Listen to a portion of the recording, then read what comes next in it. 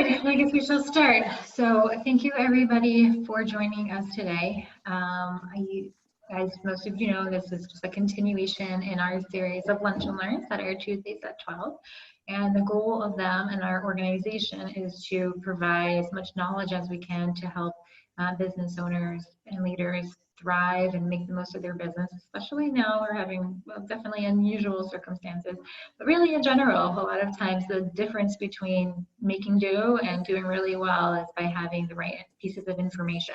So we are here to give you that as much as we can to help you grow. And that's what makes us accomplish is by you succeeding. Today we are very glad to have Andrew Shaffer discussing keeping employees engaged, especially working remotely. Andrew, before he started his consulting business, Andrew served in the Navy and spent more than 10 years leading engineering teams in the aerospace and defense market, so a little different than your typical consultant. So he has a wide range of background to bring in. He discovered a passion for helping struggling businesses regain market strength. Andrew authored and published Maximizing the Human Potential, and then decided to start a consulting company to help companies maintain a competitive edge. Today, I'll be talking about how maximizing engagement will help embrace change essential to thrive in a post-pandemic community, and really in any community. After Andrew speaks, we will have a question and answer session, which I will open for all of you to be able to speak. So you can ask whatever you like, or you can put it in the chat. That is up to you. And with that, I introduce Andrew. All right, thank you, Deena.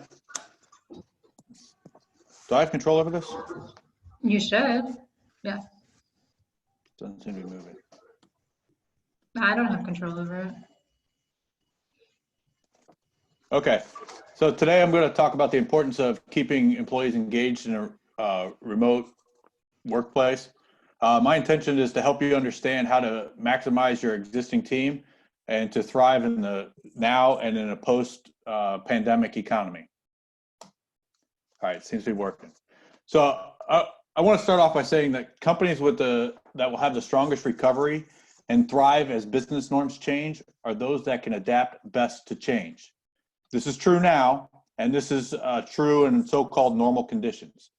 Because one thing that's true is businesses are either growing or dying, and growth means change. And what I also want to emphasize here is that as a business leader, it's your job to manage the change in your company. That's what leadership is all about, and management's all about. It's about leading change. So being able to adapt is now and in the future is going to help you thrive. When it comes to change, there's basically 3 different responses that you can have. The first is being proactive. Being proactive about change means causing change through market innovations, anticipating and even sometimes creating customer needs. Companies that I think of in this way are like Apple or Amazon, and they're obviously market, they're huge companies and they're leading their industries. We have companies, when change happens, companies can be reactive. Reactive is exactly what it sounds like. Something happens and you react to it. These are, a lot of times these kinds of companies in general are the ones that are imitating the innovative leaders, the proactive leaders. Sometimes, like in today's environment, an unanticipated change comes, the one that wasn't caused, where we're all being reactive. So you're not always proactive, but you want to be more on that side. And I'm going to get into that a little bit through this presentation. Finally, you've got your non-active responses. These are the people that either ignore change or flat out refuse to change. Their motto is, we've always done it this way and we're going to die doing it this way. And unfortunately, that's what's going to happen. I do want to say, while I'm on the slide, it's kind of like a side note, but it's kind of important. I've seen companies that have been in the proactive and been industry and market leaders relatively quickly become on the non-active. And what happens is, they get successful and they get complacent, and that saying, we're going to ride the horse that we rode in on. Except what happens if that horse dies? You're not going anywhere. and then everybody's going to pass you by. So what we want to do today is we want to make sure that that doesn't happen to you. I feel like I'm talking fast, so I had to catch a breath. Today, we're dealing with change on a massive scale. This is a life-defining moment for your company and for you. Most business leaders I know have risk mitigation and contingency plans for if and when things don't go as expected, and great. But I haven't met a business leader yet that anticipated a global pandemic that was going to shut down the world economy. That's the bad news. The good news is everyone, including your competition, is dealing with the same problems. We are all reacting to this situation we found ourselves in, and it's how quickly we react that's going to determine how successful we are in the post-pandemic economy. So at the risk of sounding redundant, I want to reiterate again to make sure that I can drive this home is the companies that will have the strongest recovery and thrive as business norms change are those that can best adapt to change. There should be, and there is, a sense of urgency here. Companies are already dying. You hear about it on the news, you can read about it. Companies are really struggling and companies are already dying. You cannot wait until things recover to take action. You have to be doing it now. If you wait, it's going to be too late. You have to be strategizing. You have to adapt. You have to execute faster than your competition, or you're going to risk being left behind and dying. It really is that simple. I'm not trying to scare you, but I'm trying to make sure that you understand that there is some urgency in what we're talking about here. And this is, I'm setting this up for the next couple of slides, but this is what we're going to talk about. Your company's ability to change is a function of your culture and your people. And I know I use the word function, and that sounds a lot like math, but it is. But I'm going to simplify this complicated equation that they've got on the board, and I'm going to put it into a simple chart. I don't know if anybody has seen this. I know Simon Sinek uses something similar. I've seen this type of presentation put out there before, and it's a good illustration of what we need to talk about. Your innovators are your proactive, right? The real proactive companies are your innovative companies, and your laggards are the ones that are the no active. Your company is going to fall somewhere in here, and where you are on this scale largely is a matter of you as the leader, where you're at, and where your people are at. And a lot of times you slide from the innovator to the laggard side. I've seen companies where, you know, you start out, you're an innovator, you came up with a great idea, you started a business, you get complacent, and the next thing you know, you start resisting change. This is where you need to be right now. This is pretty much where you need to be always, but this is where you need to be. You need to be in the early adopter and the innovator. You need to be on the leading edge, because if you're not on the leading edge of your industry, you're going to get pushed behind. One simple thing that I found, fascinating thing that I found when I was doing some research, is I found that 70% of companies are in these two categories, in the innovator and the early adapter, which, like I said, makes sense, because if you're not on the leading edge, you're just playing catch up the entire time, and you can't thrive as a business. What this means is if 70% of companies are already in these two categories, if you're not in that category, 70% of your competition is already ahead of you. They already have the advantage. You cannot lead if 70% of your competition is already in front of you. You can't lead. That's called following. So a couple takeaways before I move on from the slide that I want you to think about is, on this scale, where is your company? How do you know where your company is? Because people could say, well, we're innovators, but are you really? Could you be doing better? And what can you do to improve? Right? These are some things that you should be thinking about. Look, your business's future and your career could very well be at stake right now. It's your leadership and your team's ability to adapt that's going to determine how successful you are moving forward. So what do you need to do? first, you need to be able to articulate clearly in words that everyone understands what the recovery is going to look like. Where are you going? Why are we doing what we're doing? You need to be able to understand that. So if you tell me what it looks like, I can see it. And if I call somebody on your team and I ask them, they can say the same thing. So everybody's got to know where you're going. It's about articulating your vision.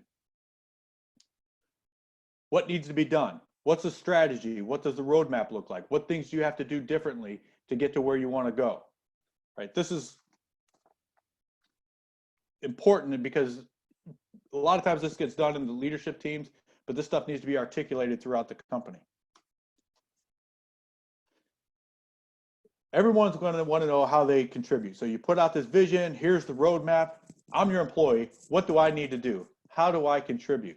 Somebody needs to explain that. People like to know that they contribute, that when they come to work, that they're doing something that matters, that helps drive the company forward. And finally, you need to be able to build on individual strengths in your company and the culture, okay? If you're selling insurance, if you're selling cars, if you're selling hamburgers, the one thing that's gonna be a large differentiator between you and your competition is your culture and the individual strengths of your company, right? Your competition can match your products, they can match your prices, but what they can't match is your culture. And this is, I know there's some business development people on the line here, and when we talk about relationship building and things like that, that's what we're capitalizing on. You want to build the relationship so to help with sales and the business development stuff. So the individual strengths and the culture of your company can help separate you apart, and that's what employee engagement really comes down to. So I jotted down a few things I want to share with you, some seeds for thought. When you're coming up with your vision, what do you want to be different? What actions do your team and you need to take to be able to get those different results? What is unique about your culture, and how does that give you a competitive advantage? And if it doesn't, maybe we need to tweak your culture a little bit. And what skills do you have in-house that can help give you that competitive advantage? What skills can you leverage from your people? And there's times where there's untapped and unidentified skills that can help you gain a competitive advantage too. So now that we've laid out your vision, one of the things you need to do is it's time to execute. To talk about this, I'm going to pull a page from the Entrepreneur Operating System, EOS framework. If anybody is familiar with this, if you're not, you can check out their website. They give you all their tools for free. And there's consultants that can help you implement this, but everybody I know that's used this has been happy with it. But I'm going to literally pull a page from their playbook. They have a tool called GWC. Basically, it's about getting the right people in the right seats. And it's called, it means get it, want it, capacity. So do your people get it? Do they understand what's expected of them? Do they understand what's expected of them in their role? Do they understand what's expected for the recovery? Do they get it? Do they want it? The best analogy I had for this is I was talking to somebody one time and he looked at me and he says, Andrew, he said, I can't believe I get paid for this. I would do this job even if they didn't pay me, but don't tell my boss. I said, all right, that's fair. But if your people have that, if they're in the right job, let me rephrase it this way. If they're in the right job, they would do it even if they won the lottery the night before. They'd still come into work. And then finally, do they have the capacity to do this? Do they have the mental, physical, spiritual, time, knowledge, emotional capacity to actually do the job? To get it in the capacity, these are things that can be helped through training, through consulting, through coaching and things like that. The want it thing has to come from inside. And these are the things that I kind of help out with in my practice to help maximize effectiveness, getting the right people in the right job, because that helps increase motivation, drive, productivity, profitability. You'll see better results and a more committed and dedicated team. And who doesn't want that? All right, so before we get into the question and answers, I want to close by saying the time to innovate is now. The time to prepare for the future is now. The best time to plant a tree is 20 years ago. The second best time is right now. Plant your tree right now. If you're already growing it, let's nurture that tree. The longer you wait, the more distance there's going to be between you and your competition. The unfortunate truth about this about the economic impacts of this pandemic is not all companies will survive. What you do now will not only ensure your survival, but will help you thrive in the post-pandemic economy. You're not in this alone. We are here to help. Thrive Performance Group, TPG, is here to help. We can help you come up with strategies to execute. We can help with strategies. We can help you execute. We can help with processes. We can help with tools. We can help with business development. We can help with sales. We can help with whatever you need. We're here to help you. You don't have to be in alone. That's all I had for right now. Welcome to take any questions. Alrighty, so thank you very much, Andrew. I am going to unmute everybody and allow you all to talk. So if you have questions, you can submit it via the chat, or as I'm allowing you to talk, you may choose to do so or not. I will also add that on our website now, we have all past Lunch and Learns videos there, so you're welcome to go take a look at them there. And next week, our presenters are going to be Marty Jenoff and Larry Wilner, and the topic is how to best use video tools to promote your business. And with that, I'm going to let Jeff and Grant take over with the questions. Thank you, Deena. And Andrew, thank you. That was awesome today. Really appreciated all the great information and advice. I want to thank all of our attendees for coming back. I see a lot of familiar names in there, so great to have you guys on. A lot of repeats from past weeks, so hopefully you guys are getting some value in this. Again, we are open to feedback, so if you have any suggestions, any topics you want us to cover, please let us know. We've got a pretty good slate coming up the next few weeks, but we're going to continue to build these out and bring value to both during the pandemic and after. So just wanted to kind of jump in with some questions that we had kind of come up with while Andrew was talking, and then obviously if you guys have some questions as well, please jump in. But one of the questions that I had for you, Andrew, and this is both during this trying times now and in the future, in your opinion, why is it so important to keep your employees engaged? Because you can't afford to have your productivity drop. Engaged employees are the most productive. They're the most innovative. They're the most successful. When they're trying to take on new things, the more engaged they are, the more successful they're going to be. And especially in trying times, when things are a bit of a challenge, it's more important than ever, I think, to make sure that your team is engaged, that you are tapping into their innovation, new ideas, and trying to keep things moving forward. Because if you're not doing that stuff, you're going to start falling behind. So not engaging your employees could really be detrimental to your business, even more so now in times of crisis than when things are going well. All right, I'm going to jump in with another one here. Can you recommend any tools or processes? I know you mentioned the EOS worksheet, which was really cool. Anything that you can recommend for companies to look at on how to implement some of the strategies and thoughts that you presented today?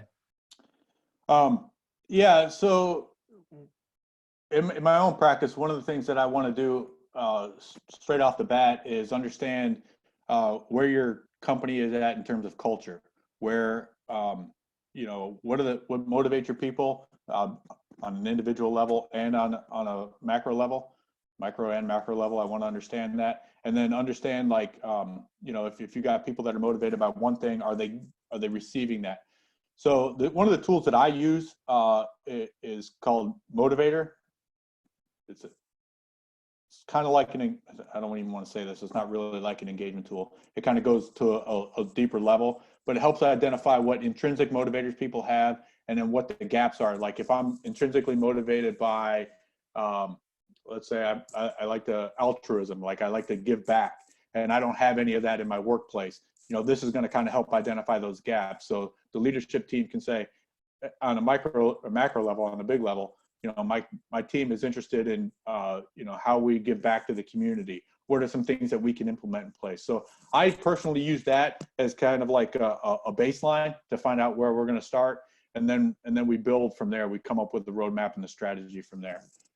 The EOS one that I mentioned here is also a good one. They've got a lot of tools, and it really just kind of helps companies be more effective in their meetings and goal setting. So that's a good one as well. Great, thank you. Awesome. Thanks, Andrew.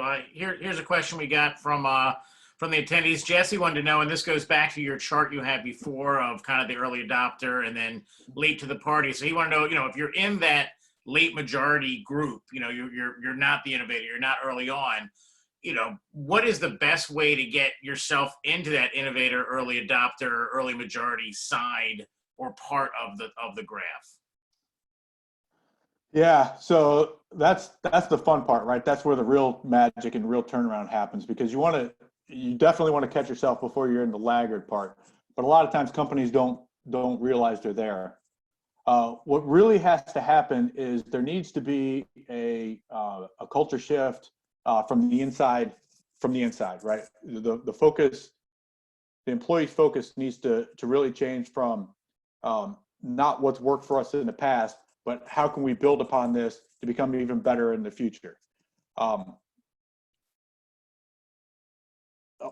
It takes, it's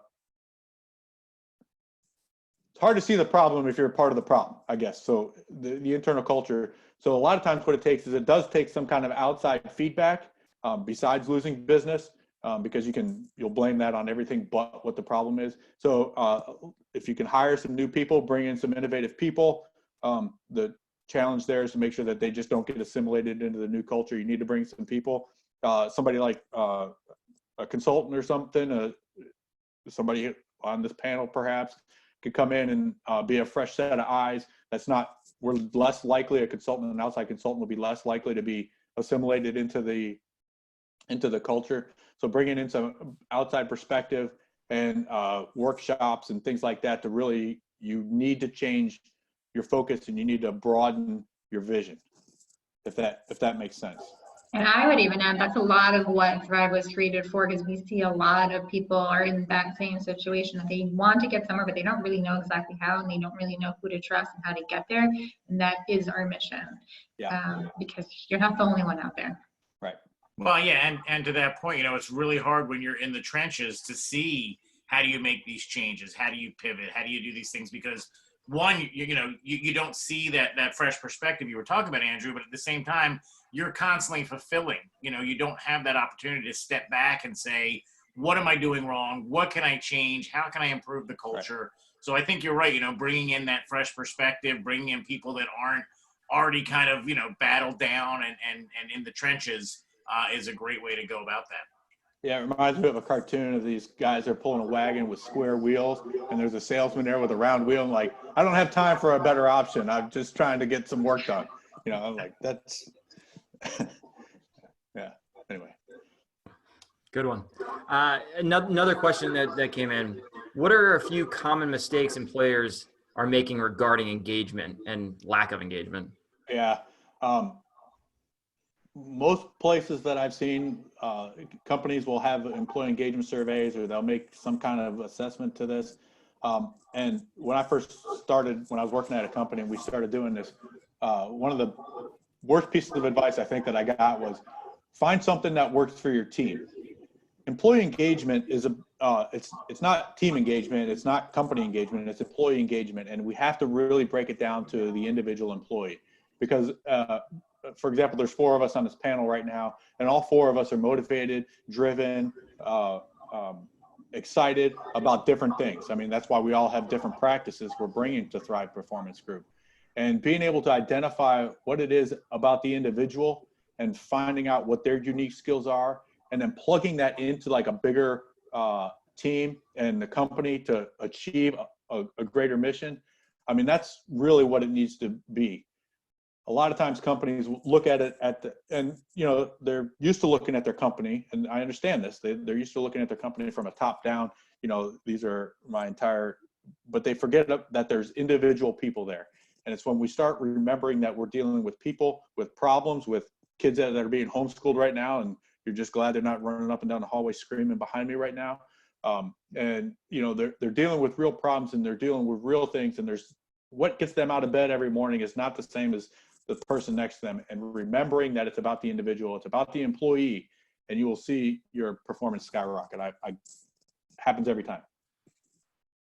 So here's another question for you. And obviously, you know, we're talking about this, you know, shift in how people are operating and how people are working. And obviously it's for the current situation, but certainly can continue moving forward. So how can you be sure that your employees are doing their job, you know, when they're not there in the office with you, but you don't want to micromanage them, you know, you don't want to constantly check in on them. So what would you see as kind of that balance to make sure your employees are motivated, but also engaged in doing their job while they're not in the room with you or in the office with you?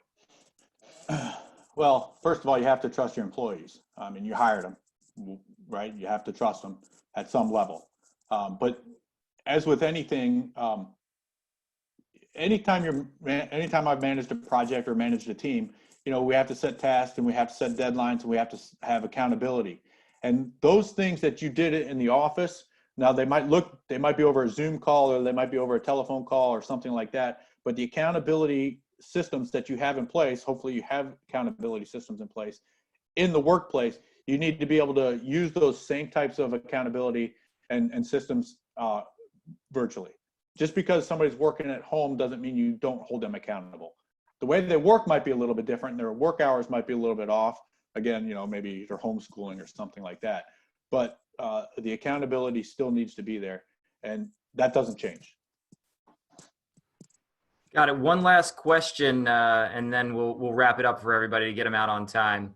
But you know, Jeff just mentioned productivity. What if you've noticed some of your folks, the productivity has decreased? They've got 2 or 3 kids running around, and it's inevitable. Is that a conversation you have? What can you do, or do you just need to accept, hey, this is unprecedented, maybe we just need to give it a slide for now? Yeah, there's going to be times in people's lives, regardless of a pandemic or not, where their productivity is going to go down. There could be an illness in a family, coronavirus, or something else. There could be a divorce or any number of things, right? Some kind of hardship could be going on.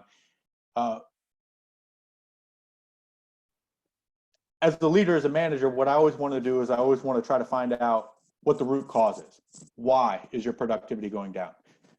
And then you can adjust things. Maybe you can adjust some tasks, or you can adjust some deadlines, or you can adjust, you know, workload or something along those lines on a temporary basis to be able to accommodate that. What I would caution against is letting people take advantage of that. And I don't want to sound cold or I'm the engagement guy. I'm supposed to be touchy-feely, but I'm all about the business results of it. And you know, people will, if you give them an inch, they're going to try to take a mile, right? Be flexible, be realistic in your expectations with people, but also balance that with the accountability that needs to be done. Because at the end of the day, you're still running a business. At the end of the day, you still need to make money. At the end of the day, you still need to be around in 6 months, or they're not going to have a job at all. And you need to be able to find that balance. So talk to people, find out what's going on, find the compromise, find the solution that works for you and works for them, and works for the team. That it's all about a conversation. Great. Awesome. Awesome. So I know we're at time. You know, if anybody has any additional questions or wants to chime in, you know, please feel free. I think that last answer you gave, Andrew, I think, you know, it all kind of comes down to making sure you have the right people, making sure, you know, you trust the right people, but making sure that, you know, you've got the tasks at hand that, you know, even if their productivity is going to dip because of distractions or whatever else, as long as they're getting their work done and moving the business forward, and that they care about moving the business forward, you should still be able to achieve success, even in this remote and unusual situation. Again, if anybody has any additional questions, please chime in. You can always reach out to us afterwards, connect with us on LinkedIn, connect with us through TPG, whatever is easier for you. We'll be back again next week. We've got Larry Wilner and Marty Jenoff. They'll be talking about how to use video to promote your business, and also in this current situation, you know, what's the best video setup for you using Zoom calls and doing all these video chats. So there's definitely a lot of great information coming your way next week. It's Cinco de Mayo, so feel free to make yourself a margarita and join us at noon. Love to have you. Bring us all some chips and salsa, and we'll be happy. But we'll see you guys then. Have a great week. Again, feel free to reach out if you need anything else, need any additional advice, or have any other questions you want answered.